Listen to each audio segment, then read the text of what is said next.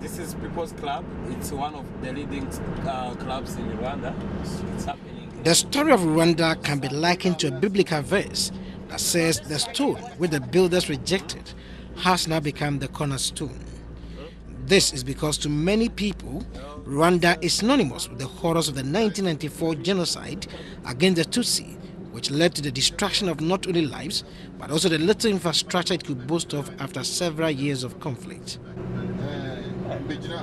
Wow. We can take photographs, right? Yeah. We can get that and take photographs. But today, Rwanda has a new story to tell about a country of hope, offering one of the best investment climates in Africa, beautiful places for tourists to visit, and most importantly, first among first in the world. Studies done by the World Bank indicate that countries plunged into war can turn the ashes into beauty in 60 years. However, Rwanda has done it within a space of 20 years, thus making it the first in the world to achieve this feat. It is the first country in the world to have 60% of its parliamentarians being women, the first to have 98% health insurance cover for its citizens in Africa, as well as the cleanest city on the continent of Africa. The first in Africa to have successfully banned the use of plastic bags since 2007. Despite these major developments, this nation of 11 million people has not been resting on its oars and has taken another giant leap in the technology space by being the first country in the world to use drones to bring emergency health care to the doorstep of its people.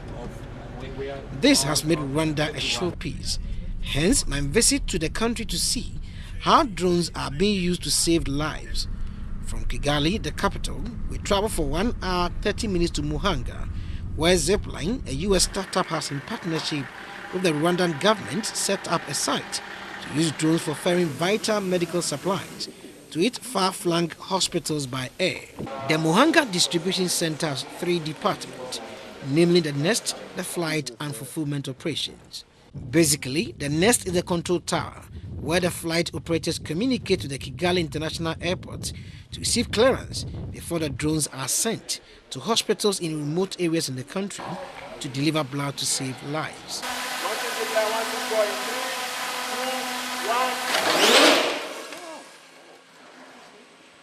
From the Nest, my next stop was the Fulfillment Center.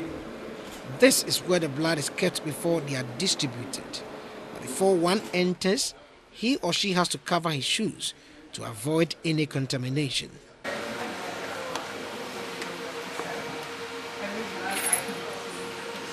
When I was yet in the hospital as a nurse, we used to wait for, let's say, an hour or 2 hours waiting for blood. And for this time, they don't wait because it is easy and quick. They get blood as quick as possible.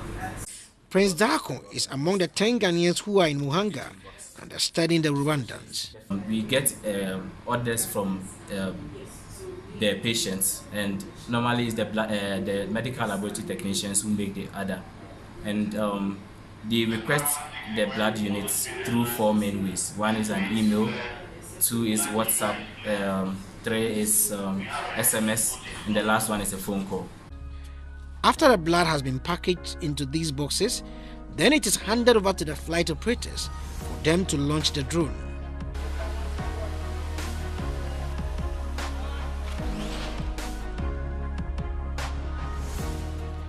Georgina Wilson is the first Ghanaian female to be trained as a drone flight operator by Zipline. Coming here has given me an exposure that has sharpened my skills in observations, and it's also sharpened my skills in hands-on maintenance.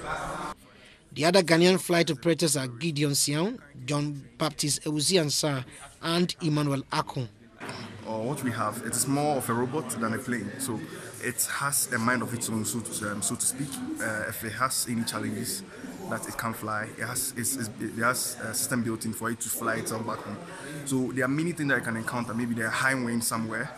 When it encounters high wind, it's able to measure and detect, and then it turns back to here, and then it comes to recover. So the occurrence of us having a zip going to a place and having problems that we can't really solve is very, very minimal.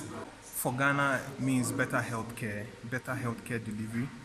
I mean, now we are in the business of delivery just in time. When you have delivery just in time, you don't need to hoard. You don't need to keep.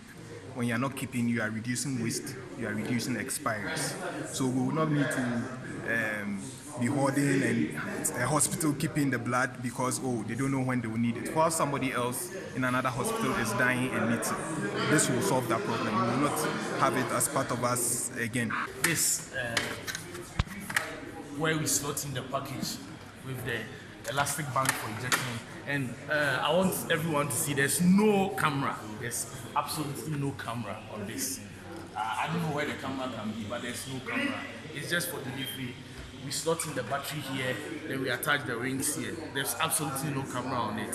Since December 2016, the company has dispatched more than 4,000 units of blood products to 12 hospitals, red blood cells, platelets, and plasma that would have otherwise needed to travel by a treacherously tangled road network, losing precious hours in the race to save lives.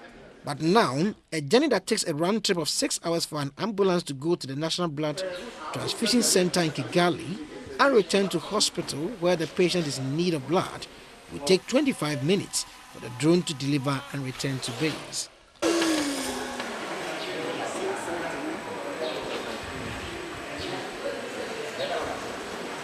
The next place to visit was the Ruhango District Hospital to see at first hand how the drones launched from Muhanga get to the end users of the blood at the hospital.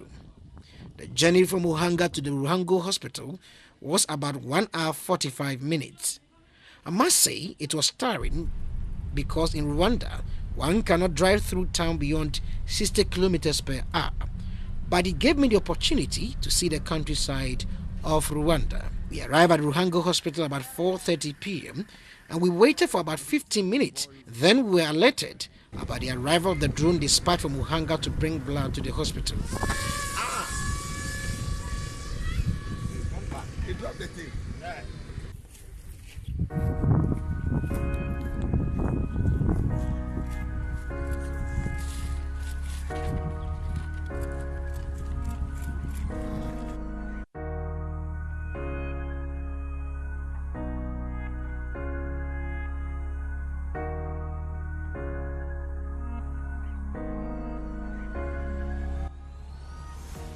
The medical doctor in charge of the Ruhango Provincial Hospital is Dr. Richard Usabuyaniza.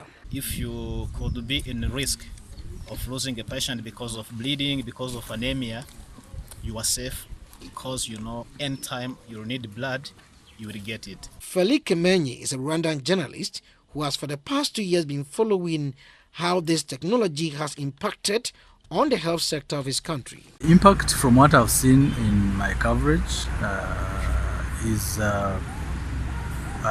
substantial in terms of health service delivery, especially to the remote hospitals in Rwanda, which were finding it difficult to get blood from the National Blood Transfusion Center in Kigali to be able to get back and intervene to their respective patients. So they're getting it faster from the interviews I've had with the health care providers.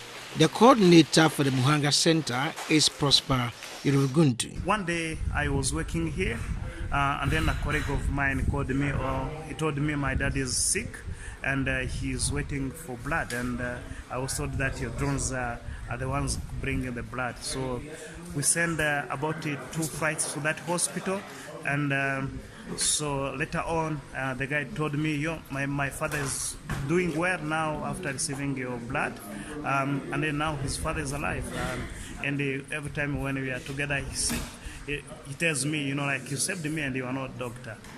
Ghana is the next country in Africa after Rwanda to adopt the drone technology to distribute blood and other essential drugs to health facilities across the country. We are in the process of putting up the first distribution center, which is situated in a little town called Ominako, just about 5 kilometers outside of Suhum. The center in Suhum has the ability to cover most parts of the eastern region, some parts of Greater Accra, some parts of Central, some parts of Ashanti region, and even some parts of the Volta region. How many zipline distribution centers will be built in Ghana?